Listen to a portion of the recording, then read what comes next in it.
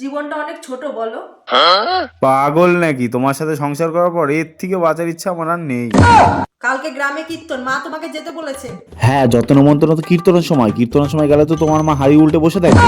অন্য সময় তো একবারও ডাকে না। 3 বেলা নিরামিষকে আমি সবার নাম ভুলে যাচ্ছি, কাউকে আলু, কাউকে পটল, কাউকে ঝিঙা বলে ডাকছি। কোন বাড়ির শাশুড়ি বলো টক ডাল 5 বার ফোড়ন দেয়? ওই ডালটাও তো লজ্জা পায়, বলে আমাকে আর ডাল বলে ডাকিস না তোরা। ছোটবেলায় মুখে বিচুটি পাতা ঘষে দিয়েছিল না?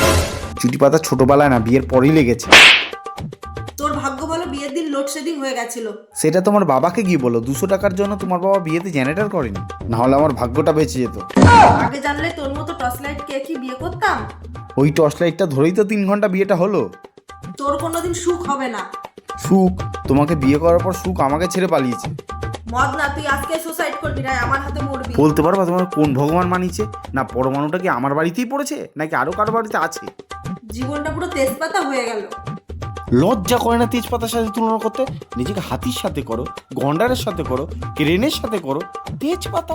ছোটবেলায় মা মনে হয় তোমার মুখে মধু দেয়নি। মধুর কোটোটাই তো খুঁজছি।